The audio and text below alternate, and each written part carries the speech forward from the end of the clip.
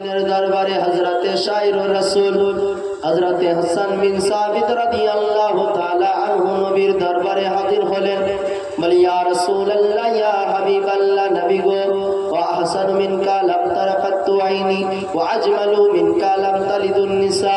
ইয়া রাসূলুল্লাহ ইয়া হাবিবাল্লাহ, নবী গো, আমার চোখে আপনার মতো সুন্দর আর দেখিনি। ইয়া রাসূলুল্লাহ ইয়া হাবিবাল্লাহ, নবী গো, দেখবো কিভাবে ইয়া রাসূলুল্লাহ, আপনার মতো সুন্দর করে পৃথিবীর জমিনে কোনো মাতেই জন্ম দেয়নি। মুআজ্জাজ সামাঈনে কারাম, যারা নবীর দুশমন, যারা নবীর গোস্তাক, তারা তো প্রশ্নই করতে পারে, হয়তো হাসান বিন সাবিত মক্কার মানুষকে দেখেছে, হয়তো মক্কাতে নবীর থেকে সুন্দর নেই, হয়তো মদিনার মানুষকে দেখেছে, হয়তো মদিনাতে আপনার নবীর থেকে সুন্দর নেই। তিনি কি ইউরোপের মানুষকে দেখেছে, সেখানেও তো নবীর থেকে সুন্দর থাকতে পারে। তুমি কি ইংল্যান্ডের মানুষকে দেখেছে, সেখানেও তো নবীর থেকে সুন্দর থাকতে পারে। তিনি কি জাপানের মানুষকে দেখেছে, সেখানেও তো নবীর থেকে সুন্দর থাকতে পারে। তিনি কি আমেরিকার মানুষকে দেখেছে, সেখানেও তো নবীর থেকে সুন্দর থাকতে পারে। তিনি কি থাইল্যান্ডের মানুষকে দেখেছে, সেখানেও তো নবীর থেকে সুন্দর থাকতে পারে। তিনি কি আপনার মুলকে শামের দেশের মানুষকে দেখেছে, সেখানেও তো নবীর থেকে সুন্দর থাকতে পারে। তিনি কি ফিলিস্তিনের মানুষকে দেখেছে, সেখানেও তো নবীর থেকে সুন্দর থাকতে পারে।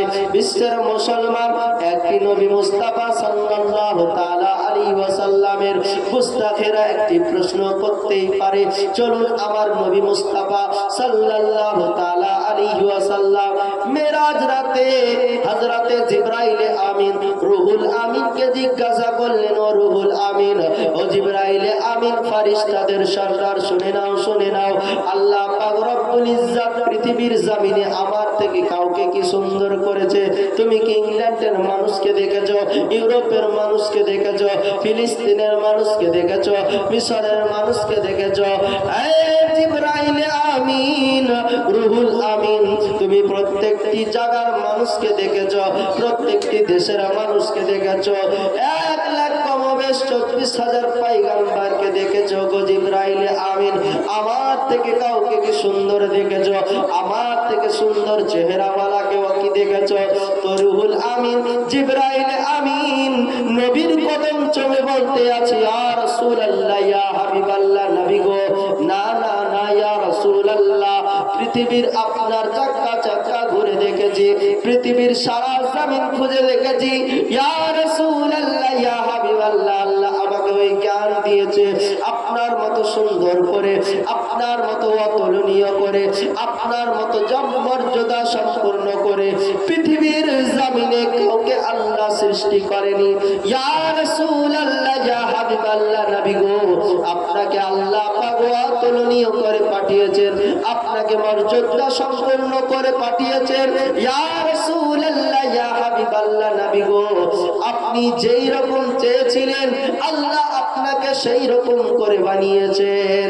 এই জন্য শায় লিখতে আছেন, यही बोले सिदरा वाले जमाने जहां के थाले सभी मैंने छान डाले, तेरे पाया का ना पाया, तुझे इतना एक बनाया, तुझे हम्द है खुदाया, तुझे हम्द है खुदाया। जोरे बोलो सुभान अल्लाह। मुआज्जाज सामाईने कराम, तो আমার আপনার নবীকে আমার আল্লাহ পাক রব্বুল ইজ্জত পৃথিবীর জমিনে অতুলনীয় করে মর্যাদা সম্পূর্ণ করে পৃথিবীর জমিনে পাঠিয়েছে। আমার নবী মুস্তাফার মতো শান ও শওকত আপনার কোন নবীকে, কোন মানুষকে এত শান ও শওকত দেননি। যখন আমার পরওয়ারদিগারে আলম বলছেন, ওয়া রাফা'না লাকা যিকরাক, ইয়া আমার হাবিব, আপনার শানকে, আপনার মর্যাদাকে আমি উঁচু করে দিয়েছি। তো পৃথিবীর মানুষ যদি একত্রিত হয়, সমাবেত হয়, তো নবী মুস্তাফার শানকে কখনোই ছোট করতে পারবে না।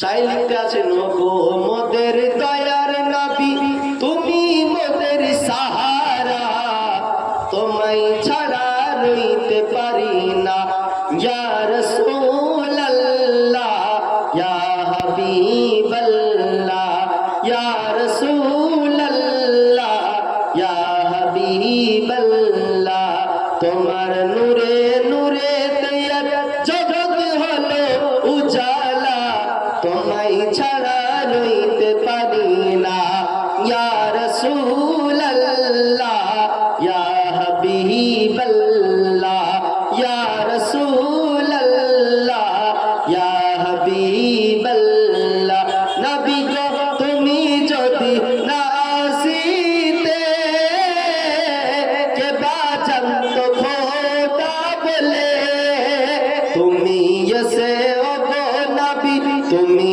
এসে ও গো নবী দিলে খোদার ঠিকানা তোমায় ছাড়া রইতে পারি না ইয়া রাসূলুল্লাহ ইয়া হাবিবাল্লাহ ইয়া রাসূলুল্লাহ ইয়া হাবিবাল্লাহ ও গো মোদের দয়ার নবী তুমি মোদের সাহারা তোমায় ছাড়া রইতে পারি না ইয়া রাসূলুল্লাহ ইয়া হাবিবাল্লাহ ইয়া রাসূলুল্লাহ ইয়া হাবিবাল্লাহ আর সিদ্দিক ওমর উসমান আলী তোমার প্রেমেতে ধনী সিদ্দিক ওমর উসমান